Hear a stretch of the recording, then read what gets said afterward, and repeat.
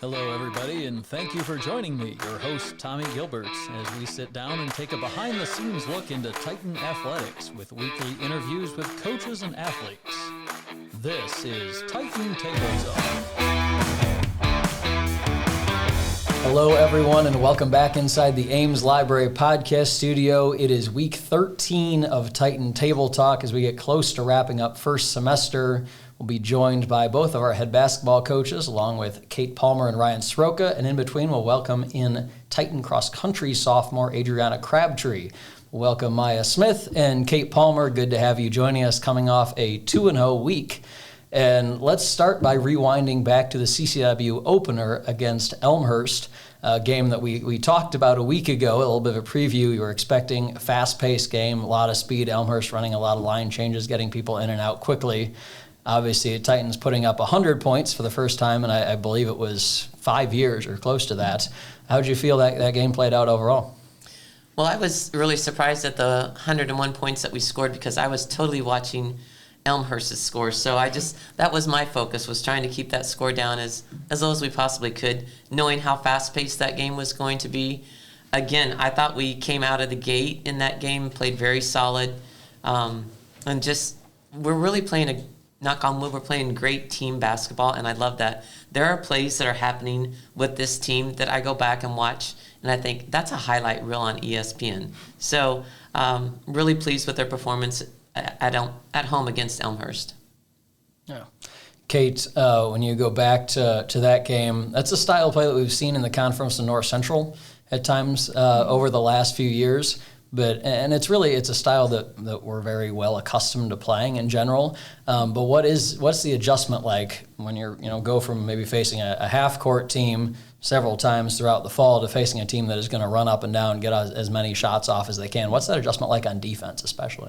Yeah, on defense, you kind of just have to prepare yourself. And offensively, we also look to be fast-paced and push in transition. So I think that helps knowing that, that's how we like to play. So just knowing and getting back. And in practices, we've had several, drills and everything that Coach implements to mimic that fast pace. And, and we really made it a point before pregame to, get back on defense and stop the drives and help each other out on defense. We actually, Tommy, to get ready for Elmhurst, played 5 offense versus their 6 defenders, and then their 6 offense versus 5 of our defenders, so that we could simulate a little bit quicker pace of the game. And then also, because of the way they play, it feels like the floor is maybe condensed a little bit, so we wanted to make that tight feeling as much as possible in practice, and they did a great job with it. So I knew when we could play 5 on offense against 6 defense and the other way around, I knew they were going to be all right. Yeah, and throughout that ball game, got quality contributions from a lot of places across the board. Katie Knutson with the double-double, 16 points and 10 rebounds. Sarah Bally, the leading scorer, with 18. And she's gotten a little bit more run this year in the early going, has really shown what she can do both with the ball in her hands and without the ball in her hands. 13 and 8 for Mallory Powers. Sawyer White with 11 points, 6 dimes and 4 steals there. 4 sometimes sounds like a low number in the early going, the way she's played defense so far. And Lauren Huber with 15. You did get a little bit more of that chance at the end of the game, like we talked about last week, to get some more of the 6 through 13 players in the rotation in. What did you see in those times from maybe some freshmen and sophomores that you hadn't gotten to play a lot in the early going? Basically, I think we got what we see in practice day in and day out. They're a very, very good team to work against in practice. They definitely deserve time on that court. And one of the things that I don't discuss with the girls very often is, hey, as the starters, you need to get this done so that those people who don't see as much time get their due. And I certainly felt like we were able to do that. We started subbing with some of the starters early in the third quarter, which is a great opportunity to see how a bench player can do with a starting role situation. So that was really good for me to be able to watch some of those girls flourish in those moments. Yeah. So fast forwarding to Saturday night, a little bit of a different challenge there with Pioneers of Carroll coming in, a team that we split with last year in the regular season, and then over the last couple of years has grown into a team that's been a CCW contender right up there with Illinois Wesleyan and Millikan. Going into that ball game without Ava Bartik, without Lauren Huber, I think if you're an outsider, if you're looking at this team, the way it's been built in the early going this season, I think you think, ooh, that might be trouble. The reality is, Kate, you guys have a significant core of really good players who have been together now for a good chunk of the last 3 years. Some younger talent that's come in the last 2 years since your freshman year to help you guys out. What was your game plan going in to cover for the scoring in particular that the two who are out provide? Yeah, I mean, going into it, we kind of just talked about leaving it all on the court. Like, we know we're going to be shorthanded, but you know what, we got to make up for ways in other ways. And honestly, defense wins games. Coach says it all the time, and that's kind of what we talked about before. And, you know, we've talked a lot about our unity this year, and I think the biggest thing about the unity, too, is we have so many different strengths, and we know how to play with each other's strengths and get each other, like, the best available shots for each other. And I think that plays a big role in it, too, is just playing to our strengths and looking to get our teammates in the best possible situations to score or get the stops defensively. Yeah, and obviously defense and basketball very much a team approach, but that's, I think we need to give you a little bit of kudos. Locking up Carroll's leading scorer for 2 points the entire game, as that was your main assignment. How much do you, obviously you've played her before, you've seen her before. Did you watch any extra film on her coming into that game to specifically watch what she was going to try to do against you? Yeah, definitely. Kind of looked at film, looked to pick up like her habits and see if I could find any weaknesses in that.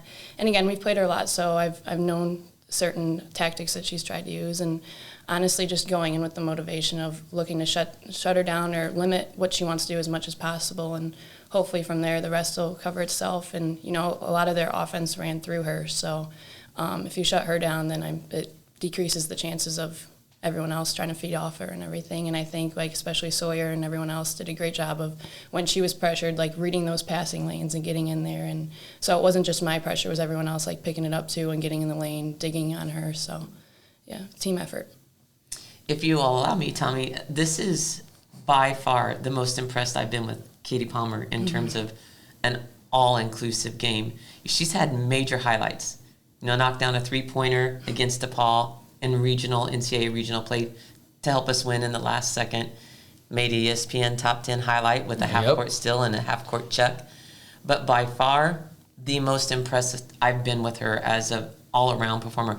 And I could tell by looking at her on the court, there's no way she was losing that game. Literally, I told her after the game, I said, you willed us to this victory. Her herself, her composure on Wrangle. And then I actually think that because she played such great defense, that it let her offense be a not factor in for her mentally, and therefore it came a lot smoother, I think, for her. She looked really smooth on the offensive end of things. So I'm extremely impressed.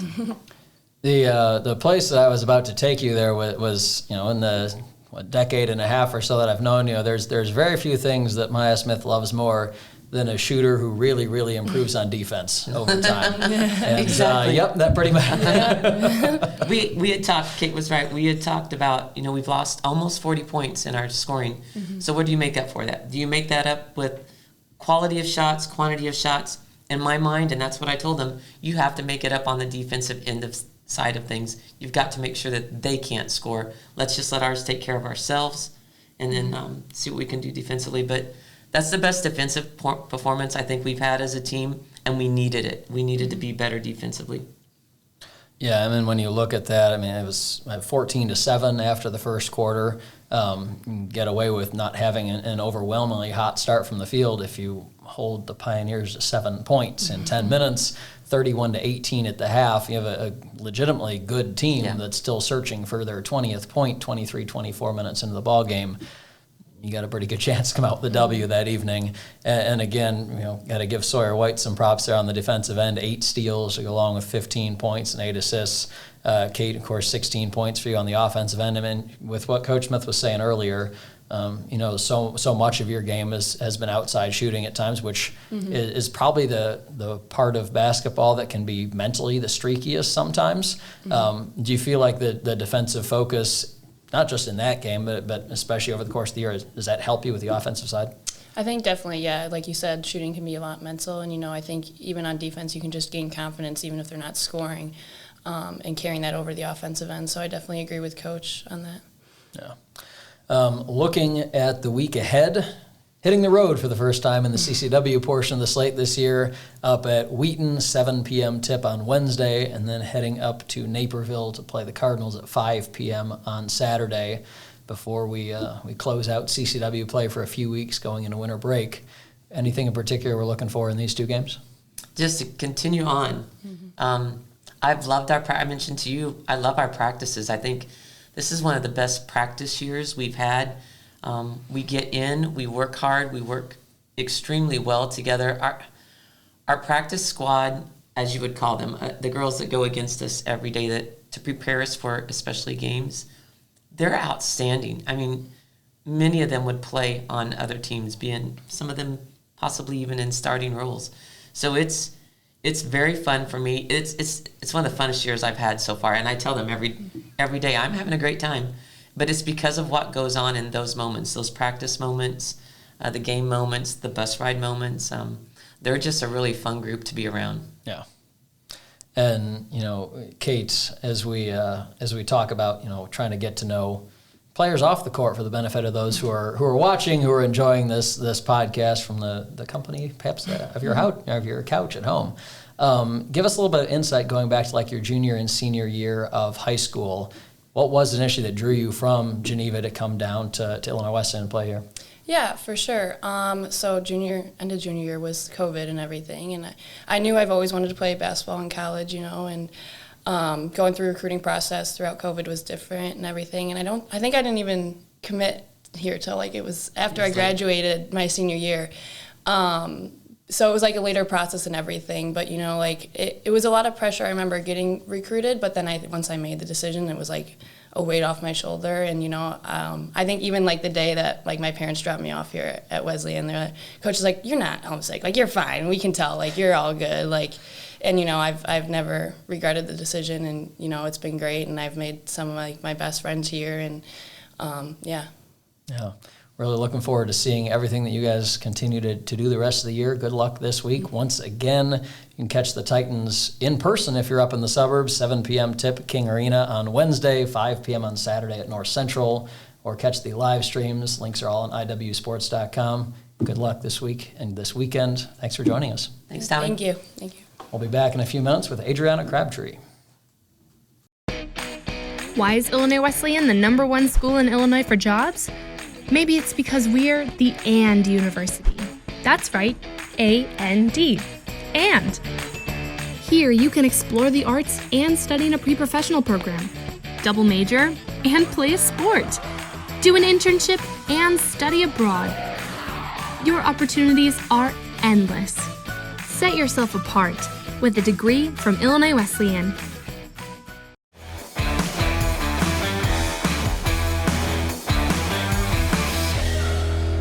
Welcome back to week 13 of Titan Table Talk. We are joined for the first time in a few weeks by a representative of the women's cross-country program. It is sophomore Adriana Crabtree. Thanks for joining us today. Yeah, of course. Thanks for having me. So if you can remember all the way back to the beginning of November, as we were just talking about, it seems a little bit like a lifetime ago here. Yeah. But wanted to first say congratulations on a fantastic end to your second cross-country season here at Illinois Wesleyan. Thank you, yeah. Very exciting to see, both you and Annalise for the first time in program history, 2 individual qualifiers going to the NCAA championship. Mm-hmm. And as we all know, that starts way back at the beginning of the season, preparation and goals and training-wise, but really in terms of the qualification process, it's at regionals for cross-country. And, rewinding back to November 11th, that Saturday over in Waverly, Iowa, hosted by Wartburg, not a day that you and Annalise were necessarily feeling your best coming into it. Is that fair to say? Yes. We both had kind of cold-like symptoms. We were not feeling the greatest, not awful, but definitely leading up to it, we were a little bit nervous because we knew that we wouldn't be quite at our best. And what turned out from that race was, I think one of the most team-oriented races you can possibly have for essentially where you have 2 people who are hoping to make nationals really pulling each other through it. You, of course, finished 21st and 22-12-8. Annalise, 25th, just 6.5 seconds behind you. the selection process, for those who may not be familiar, the top team from each of the 10 regions qualifies for NCAAs as a team. Then there's 22 at-large teams taken after that, and then you're talking about the top 7 qualifiers, or the 7 individuals from each region who are not on a qualifying team make the NCAA championship. So that's kind of what you're looking at going into it. And knowing that, neither of you is necessarily feeling on your A game going to that morning, what were your initial thoughts approaching that race? Yeah, I mean, we just kind of knew that we were going to try. No matter what happened, we were going to kind of put our all into it. We're going to work together. I didn't want to do it without Annalise. I know she didn't want to do it without me, so we were kind of like, we're just going to leave it all out there. There's nothing to lose. Even if it is our last race, it's our last race. Might as well try as hard as we can. So that was kind of our thought process. Also, I mean, Huff talked to us about it. He was pulled me aside and was like, I know you're not at your best. You don't have to necessarily have your very best race. You just have to compete. And he's like, that's what you guys are good at. It's true. Annalise and I are very competitive people, and we like to do it together. So. Yeah, and when you think about a day like that, where hey, you've got a couple more years left, but that season could come to an end that day, and could come to an end with kind of a disappointing "what could we have done" feeling left in your mouth. Clearly, that was not the case at the time. But when you look at that, when you think about going through that race together, running very close to each other the entire time, are there any particular moments that stand out to you going through, thinking back to the 22 plus minutes that you're out there, a little bit of a cold, not feeling good, and any moments that stand out to you as really, this is the time that I'm there for my teammate, my teammate was there for me, and just kind of pulled each other through it? Yeah, oh yeah. Annalise and I usually talk about, I think we kind of benefit each other, whereas we're both strong at different points during the race.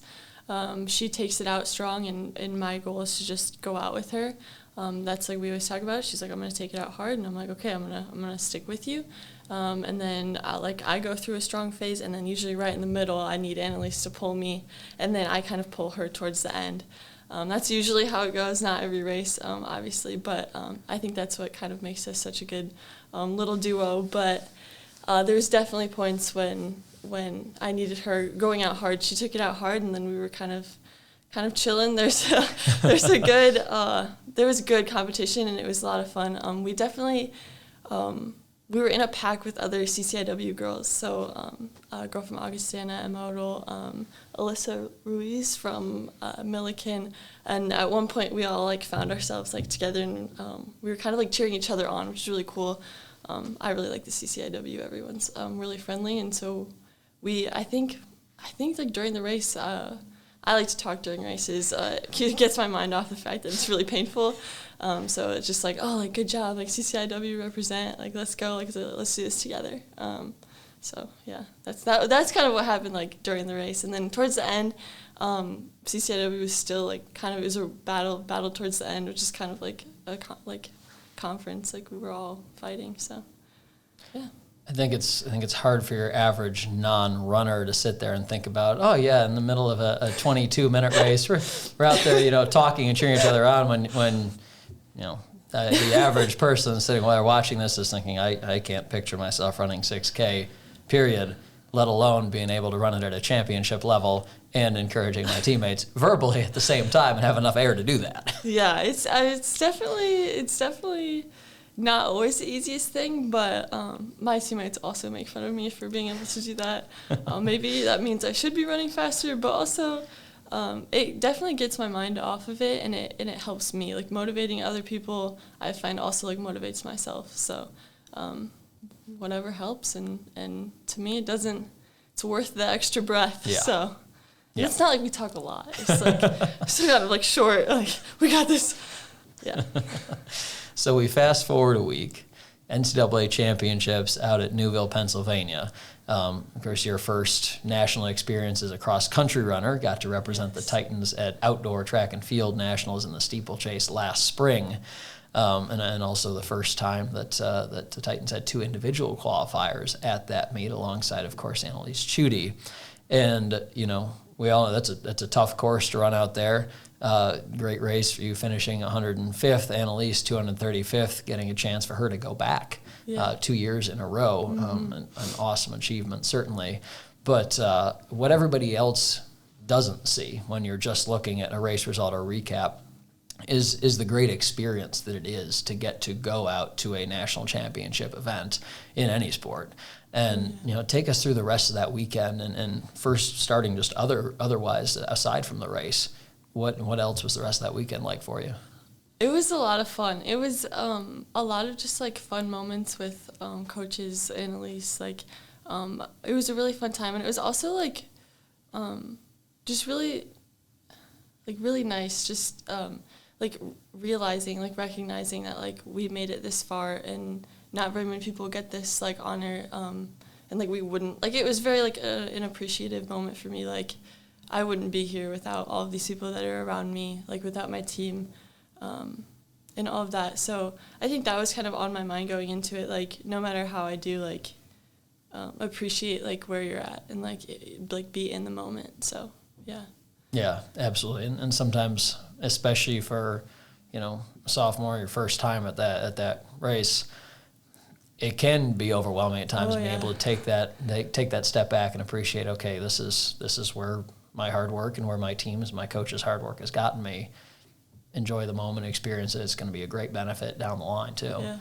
And so tell us a little bit about the race as a whole.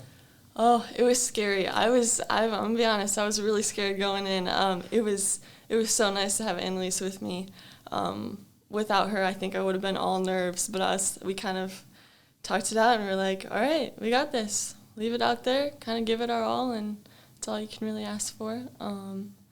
But it is scary. Like nationals you think it won't be like that much different. It's just another race. It's trying to convince yourself that it's just another race, but it's also like it's nationals. Like the vibes are in the air.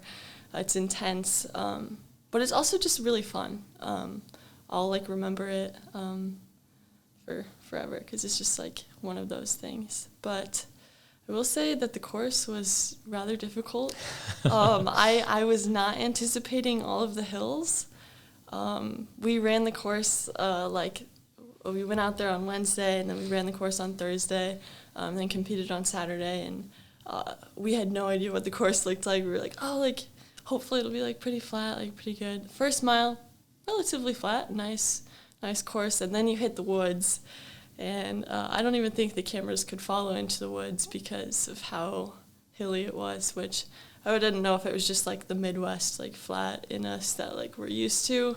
But we were kind of like, whoa. But yeah, it was challenging, but I don't know. I finished the race and I was kind of like, I never want to do that again, but I think like if I did it again, like I could hopefully do it better. Like it's like it was a learning course for sure. Mm-hmm. Yeah, and one of those things mentally, where you can tell yourself, hey, this is just like any other race, but you have to get your body to believe it too. Right. That's the key. Yes, that is the key, for sure. So as we look ahead to the rest of the year in this little bit of a transition period now between cross-country season and indoor track season, do we get to take a couple weeks off, get it off the legs a little bit here? Yeah, so I took like 2 weeks after. Actually, today's my first day back running. Usually it depends. I've biked like a little bit, but just because in high school I did like 3 sports, so I didn't run year-round, so it's like kind of still like giving my body a little bit of like an extra break. But I don't know. I'm excited to get back. 2 weeks, like last year when I took the 2-week break, it like felt kind of short. I was like, oh man, like I'm gonna start running again. I think now I'm ready. It'll be fun. So I'm back to running every day with my teammates. So lots of fun. How is the training, especially in this early part of the indoor season, coming off just cross-country all fall? How is the training a little bit different now as you're starting to hit the indoor season? Yeah, so it'll be like a slow like build-up of mileage. So my mileage this week will be pretty low. It'll slowly build up. Workouts will be indoor, shorter, usually faster on the track. Other than that, I don't really know. I kind of just go with the flow. Whatever they tell me is what we're doing that day, I'll do it. Huff usually sends out the the plan a week before. Sometimes I forget to look at it though. I just kind of do it, but yeah. We'll make sure we leave that part of the interview in. Don't worry. Yeah. Maybe don't include that part. So kind of transitioning off the track, off the cross-country course for a little bit, and when you think back to finishing your career at U-High as a multi-sport athlete, first of all, what is it that made you pick ultimately cross-country and track to do in college? And secondly, aside from the obvious family connections, how did we end up here? Ooh, both good questions. Oh, wow. So in high school, my main focus, like junior high, was always basketball. Love basketball. I also did soccer, and so that would fill my winter sport and my spring sport. But my parents wanted me to play a fall sport going into high school, so I could like make friends. And I'm so glad they did that. But it was between like golf, volleyball, cross country, and whatever it was. And I talked to my basketball coach. She was like, "Oh, you should do cross country." And I was like, "I don't mind running, but I'm not really like a runner." I was like, "All right, I'll try it out." So glad I did. I've had so much fun. And then how I chose it for college, I don't know. I think I liked the running. I liked the environment. I think the positivity in cross country is something that you don't find in other sports. I love watching other sports. I love playing other sports. But cross country is just like slightly different, just of like how positive and encouraging of an environment it is. And I really have grown to appreciate that. And it's definitely helped me so much in so many different ways in my life. So I think that's kind of what led me to that was I want to keep doing this. Like, I don't want to stop. Not even like just the running and competing aspect of it, but just being around such like positive people all the time. So it's definitely been mentally challenging. Just competing, running is definitely a mental sport. Same as swimming. Swimming I also give credit to because I feel like those are two of the hardest mentally challenging sports to do because you're, competing with yourself as well as with other people. So, yeah. And I think when you're sitting there with the coaching staff that you have, both prior to Coach Shu's departure and post this year, I think when you have that group, it's much easier to have that positive mental outlook and everything, be able to approach it that way. Yes, coaches have been amazing. I would not be here without Huff. Huff has been awesome. We joke around all the time, but I love him. He's been great for me. He knows exactly what I need. He can joke with me. He jokes, really. I've only known him to be deadly serious all the time. You wouldn't expect it, but he's actually kind of funny. Really? Yeah. Huh. A little bit. Maybe sometime in the next 10, 12 years we'll see it at some point. Yeah, maybe eventually. Yeah, but Coach has been great. Alita, too. It's just, I have no words for how much they've helped me and how encouraging they've been and, how much they helped me believe in myself. And I think, we may need to go help you dig back into maybe some of Mindy's archives of Huff scare videos. And there's some quality video footage that you can pull out there if you need, coach's blackmail or anything like that down the road. I think that would be very helpful. That's a good point. So, we'll get on that sometime later in the office. But good luck this weekend, the alumni meet opening the indoor season, and everything else coming up in indoor and outdoor season. Thanks so much for joining us. Yeah, thank you so much for having me. It's been fun. We'll be back in a few minutes with Ron Rose and Ryan Sroka.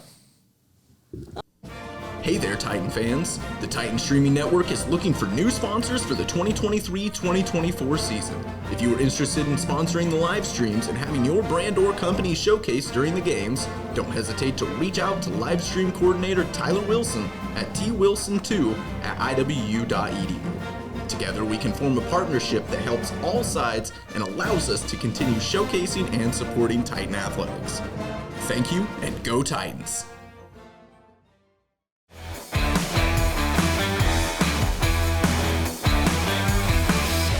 Welcome back inside the Ames Library for our final of today's 3 interviews. Welcome in Titan senior captain Ryan Sroka and head men's basketball coach Ron Rose. Gentlemen, thanks for joining us today. How are we doing? Appreciate the invite, Tommy. Always great to be here.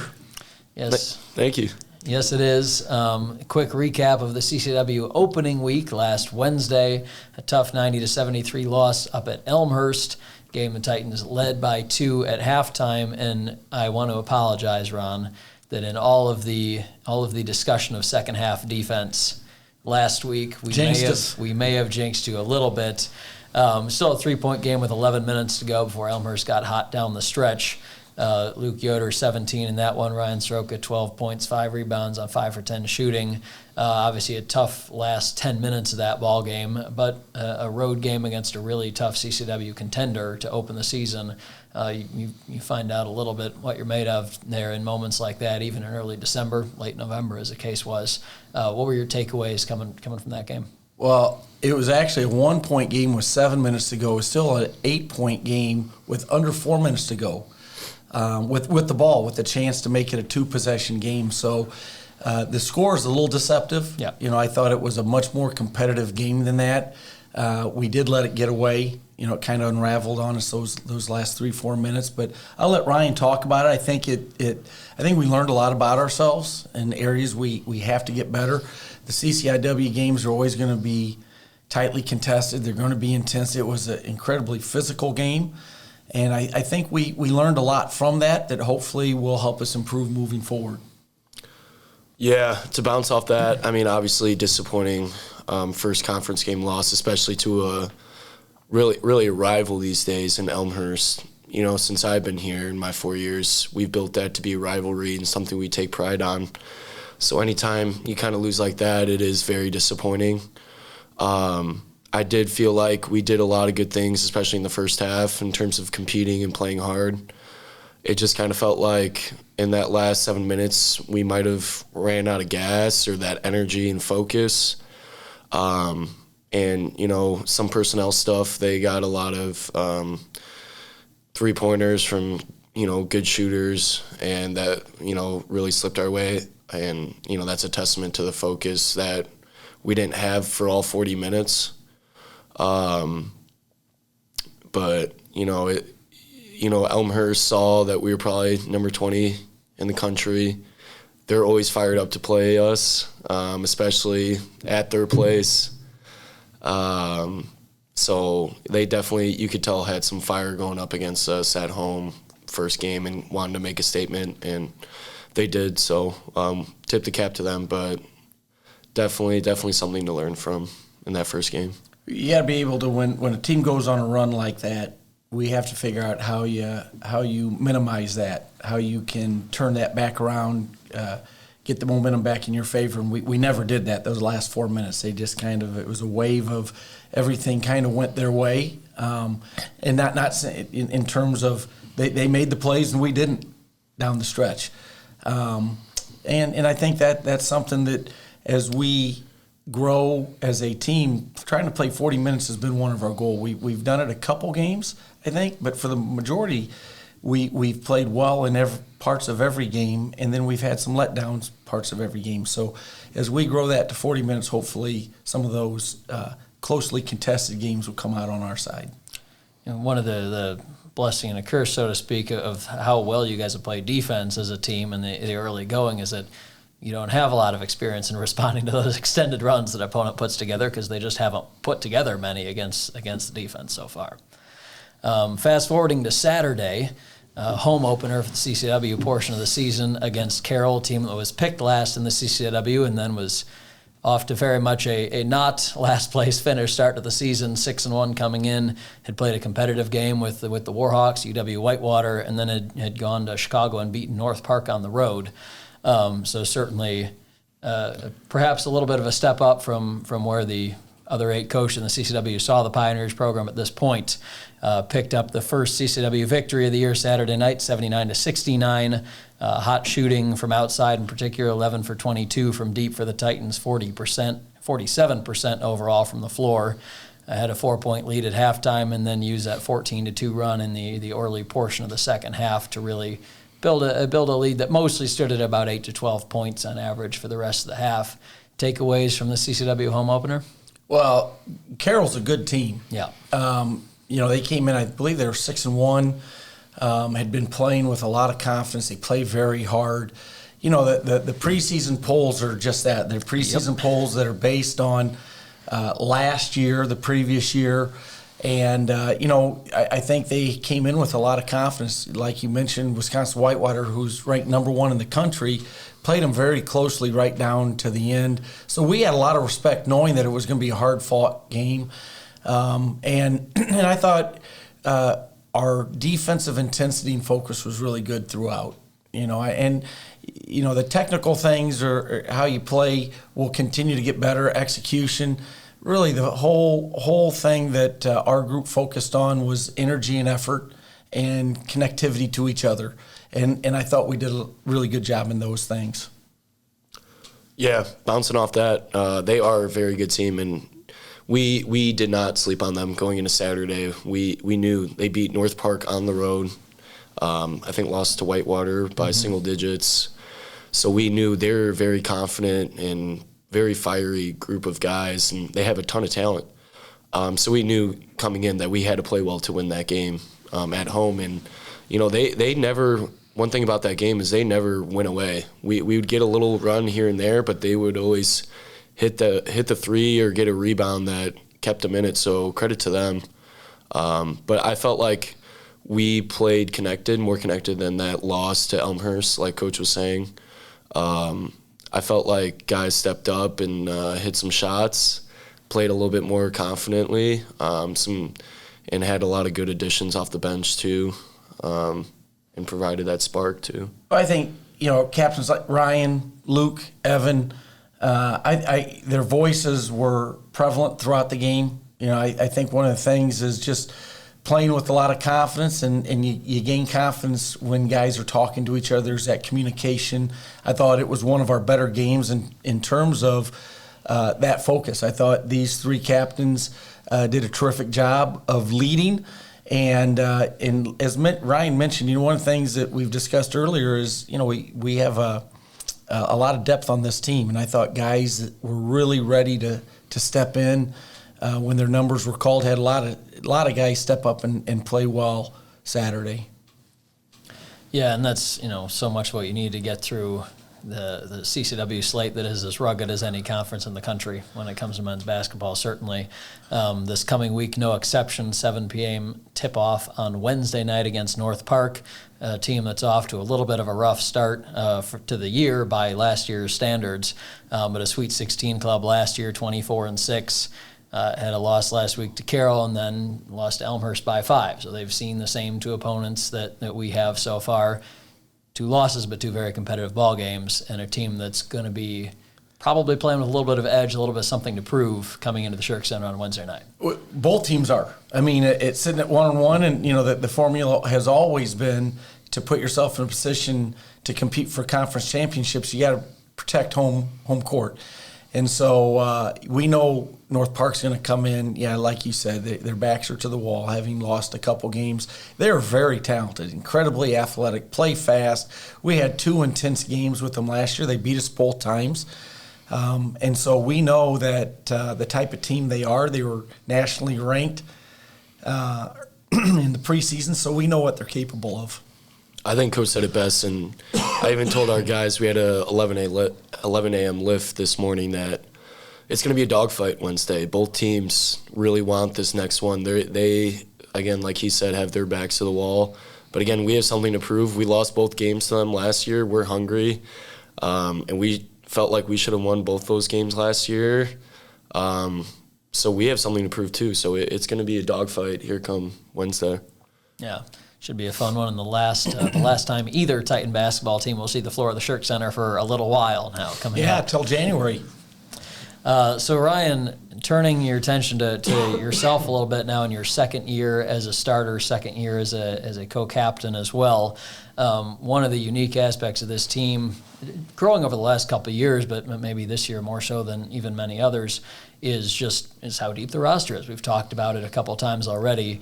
And obviously there's a lot of, I don't want to say necessarily like ego management, but there is in a way, in terms of getting a lot of talented players time on the court and time to be able to play together and learn each other's games and figure out who fits together best on the floor at one time. And as a captain, as someone who's seen this program, throughout the last 4 years through very different circumstances, through a season that barely happened, to a season that was led by guys who have graduated and moved on and kind of made way for this new wave. How have you seen the on-court chemistry of this group develop so far in the early going? Well, first of all, off the court couldn't be better. I mean, that's why I come to Illinois Wesleyan, is the chemistry. The guys, all kind of have the same personality. We love each other off the court in the locker room. So it does help on the court. And it just makes it easier picking guys up because, the theme this year is one guy might have a great 30-minute game one game and did great on the court, and then the next game it could fall off and the next guy steps up. But that's the great thing about our team is we have so many guys that can step up any given night. You saw Nick Roper had an outstanding game last game at Carroll, and that can happen to anyone any given night. So I think just how close we are, and we have a lot of confident, talented guys to where they know they can step up any given night. So I think that's been a real key this year is some guys stepping up each game. So one of the great things about having a guy like Ryan Sroka on the team is Ryan's a 4-year player. I mean, he played as a freshman. He was a sixth man on an Elite 8 team, 2 conference championships. He understands the level of play that we need to get to as a group to achieve some of those things. And so, Ryan brings a wealth of experience and ability to our team that he's really done a nice job of sharing in terms of hoping we can get to that level. And we're not there yet, but we do believe we've got the pieces to get there. And so, it's a challenge. It's going to take a lot of hard work as we figure this out, but I feel like we're getting closer and closer to becoming the team that we can become. Don't you think so? Yeah, I agree with that. Yep. Yeah, and when you talk about, off the court, the camaraderie, the way that it's come together so well over these last couple of years, it's great to see it. And part of the things we always talk about off the court here at Illinois Wesleyan is just not just a focus on athletics, but a focus on academics as being a high priority as well. I know you had a pretty cool internship this past summer. If you want to share a little bit about that with the viewers. Yeah, I was up in Wisconsin, so I was away from home all summer, up in Appleton. I worked for Kimberly-Clark. So they're a manufacturing company they own some of the biggest brands in household care. So I'm drawing a blank now, but the big toilet paper brands like Cottonelle and Scott, and then they do diapers and all these different kinds of stuff. But I was a financial analyst there, so I would heavy dosage of Excel every day. But it was really cool because, I got to learn what a financial analyst full-time person does day to day early. And then they gave me a project. And what was cool about the project is it was going to help the company moving forward. And it was real work, whereas some internships, they kind of just make you do clerical work or some stuff that's not important. But I was doing something that was of really great value to them moving forward and something that I can really take pride in. And, talk about in future employers and stuff like that and help build my resume. But just the experience in general, working for a Fortune 500 company, day to day, the bosses, the people who worked for, is just elite class company, and I learned so much.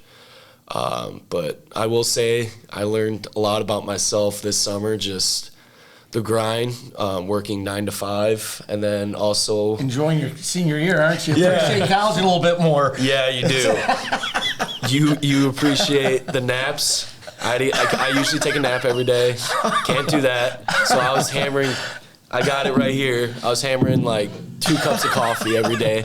Adult life is rough when adjusting to that. And then you're working the 9 to 5, and then it's basketball is a huge priority for me, of course. I love finance and everything, but I knew I had a responsibility with basketball, so I'd go straight from work at 5.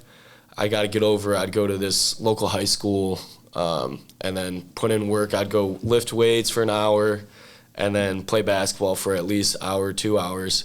So I wasn't eating dinner till probably 9 p.m. most nights, just balancing that work. And it was, I was obviously away from home. I was calling my parents. I was like, I am not ready for this work life stuff. And granted, once I get there, I probably won't be hooping as much, but the summer definitely, it makes you appreciate this right now, the present, a little bit more. And I was telling Coach that when we'd have our calls. I was like, man, I'm not taking it for granted anymore. Like, it makes you think. It's like when you're at school and you're playing for your school, it's like, it's not a job. Like, it's fun. Like, this is fun. Like, hanging out with your buddies, playing with your buddies is fun.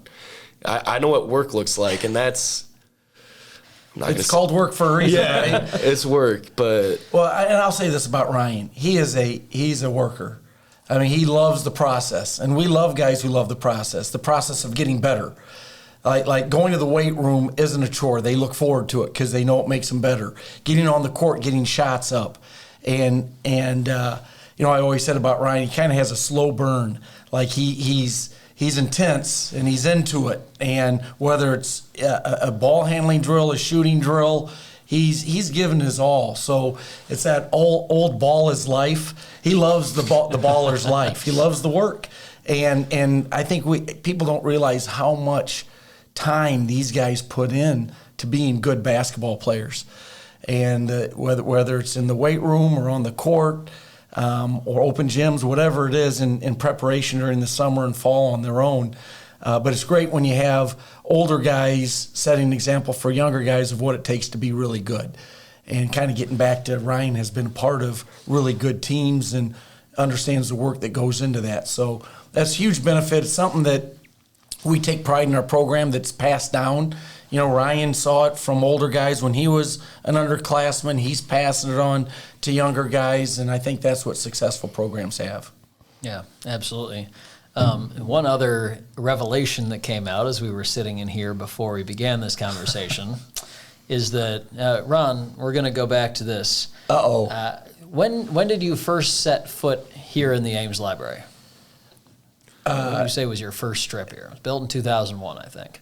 In 2001, when was the first time I stepped foot here? Mm-hmm. Probably when I was hired in 2006. Okay. So that would add to about 17 years ago. And to this day, have you ever set foot on the stairs in the Ames Library? I wasn't aware we had stairs here at the library other than... No, but I'm gonna go walk down the stairs with Ryan. He's gonna show me where they're at. And we are on the second floor. It's a long way up, Tommy. I'm gonna join you so that you have two spotters as we leave here. And I just wanted to issue a warning to the fans out there in advance that if you see Andy Etheridge on the sideline in a jacket as a head coach on Wednesday, it is because Ron did not survive the trip down the stairs for the first time. Yep, I'm glad I got a couple spotters here. I think we'll take care of you, Coach. We'll be okay. Gentlemen, good luck this week. Thank you both for joining us. Come on out and catch the Titans in their last home game before break, 7 p.m. Wednesday against North Park. We'll see you there. Thanks, Tommy. Thank you.